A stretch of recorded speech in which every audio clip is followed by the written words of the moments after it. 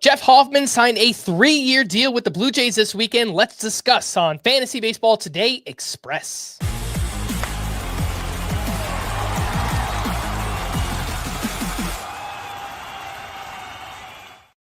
Welcome into FBT Express on Tuesday, January 14th. I am Frank Stampfl, joined by Chris Towers. Let's start with some news and talk about Jeff Hoffman, who signed a 3-year deal worth $33 million with the Toronto Blue Jays. Their GM, Ross Atkins, said Hoffman will get the opportunity to close games in Toronto. Perhaps the bigger story of this is that Hoffman apparently failed 2 other physicals, one with the Orioles, one with the Braves. So that casts at least a little bit of doubt in our mind. But Chris, when he's been on the mound, he has been one of the best relievers in baseball over the past 2 years. What are your thoughts on Jeff Hoffman, the closer of the Blue Jays, and where did you slot him in the rankings? Yeah, I don't know what to do with these failed physicals because, for one thing, it's like, well, he passed another one, right? Like clearly the Blue Jays gave him a physical and they thought it was fine. So how much of that is, were the Braves and Orioles looking to sign him as a starter and they were worried that his shoulder wouldn't hold up to a starter's workload and that's why they backed off.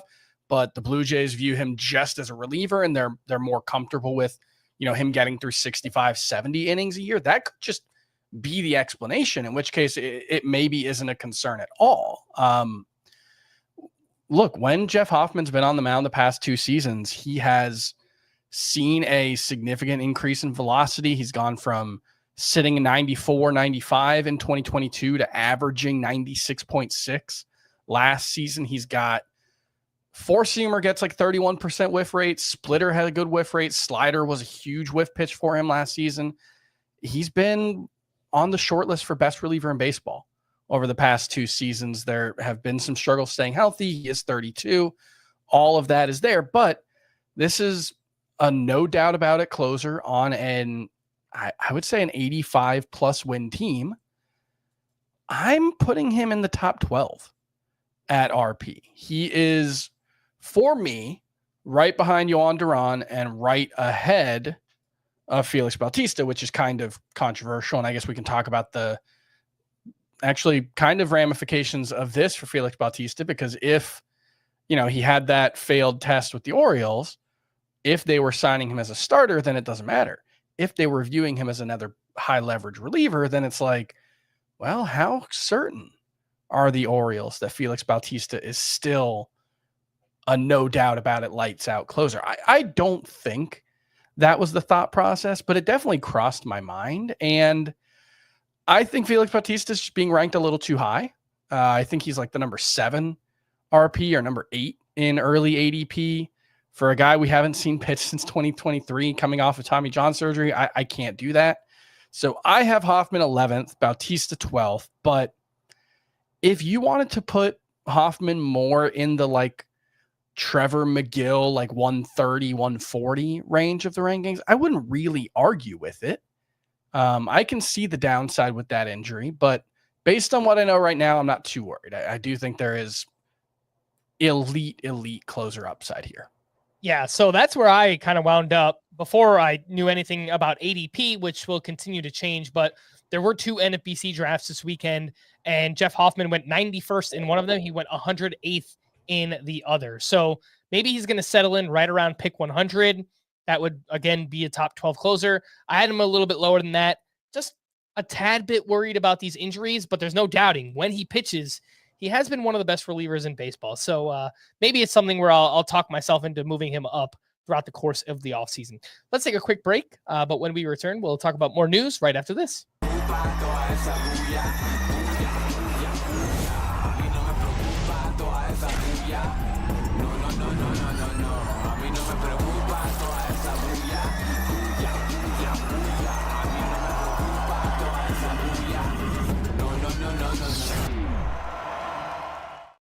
Welcome back in FBT Express. Continuing on with relievers, the Nationals signed Jorge Lopez to a 1-year, $3 million deal. He's had an up and down career, does have some closer experience. Last year got cut by the Mets, then went to the Cubs where he dominated for 24 games. If the season started tomorrow, Chris, I would bet on Jorge Lopez getting saves for the Nationals, but it doesn't. And I still think they're likely to bring in another closer this offseason. Yeah, I wouldn't. Given how shaky he's been over the past couple of seasons, I don't think I'd really want to bet on Jorge Lopez either way. Like, there is almost no chance that Jorge Lopez is a closer all year. Like, I just don't see any path to 35 saves here, or 30 saves, or 25 saves, because if he's good, well, he's going to get traded, right? Almost certainly. There's no way the Nationals are going to hang on to a $3 million Jorge Lopez if they're not contending. Unless they're a wild card team, Chris. And they could be, if Dylan Cruz and James Wood hit and the pitching takes a step forward. I can see it, but it's not likely. And it's not likely that Jorge Lopez is good enough to be a closer all season long anyway. I know he had a 2.89 ERA last year, but the FIP and XFIP were closer to 4. He's not really a big strikeout guy. I don't see any reason for Jorge Lopez to be anything more than a late round flyer for saves. All right, continuing on with closers, Dennis Lin of The Athletic reported that the Padres have at least entertained the idea of trading away their closer, Robert Suarez, who was awesome last season. He had 36 saves. Those were the 4th most in baseball. But the Padres do have other talented relievers on their roster, Jason Adam and Jeremiah Estrada. And it sounds like they do want to shed some salary this offseason. So would not surprise me, Chris, if the Padres do move Robert Suarez before the start of the season. Yeah, this is a team that has really done a great job of developing relievers.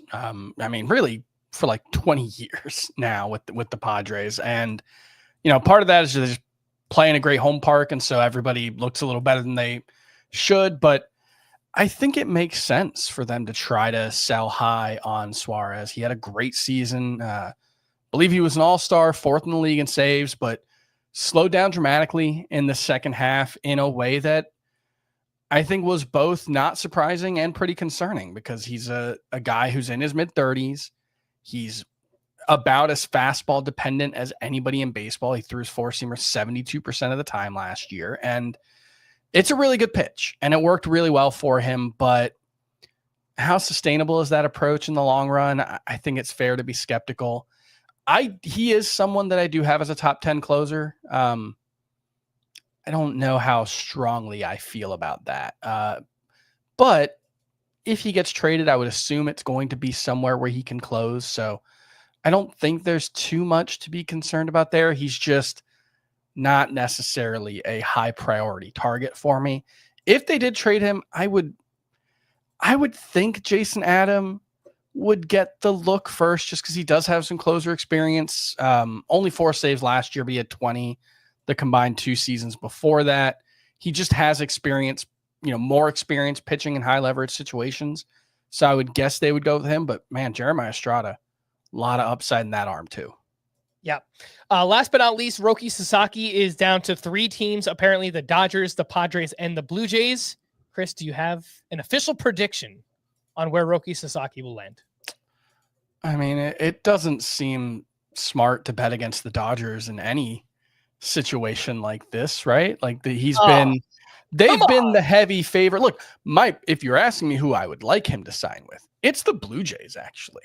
I think that would be the most fun possible outcome. I think the Blue Jays could be a playoff team, certainly with him. I think even without him, they have a chance. He would get to be the guy rather than like the 7th guy, like he would be in Los Angeles. But yeah, all signs seem to be pointing to the Dodgers, I guess. I hope it's not to be that, like, I'm not that invested in the Dodgers are ruining baseball narrative, but like one other player can sign with a team who's not the Dodgers, right? Like, I think that would be as a treat. Yeah. The Padres could get one player. Enough is enough. Come on. Let's have every other team, have a little fun here and make a little noise. So yeah, it's probably going to be the Dodgers, but I guess we'll find out soon enough here on Roki Sasaki. For more extensive fantasy baseball coverage, listen to our full-length podcast, Fantasy Baseball Today, on Spotify, Apple Podcasts, or anywhere else podcasts are found. Thanks for listening to Fantasy Baseball Today Express, and we will be back again tomorrow. Bye-bye.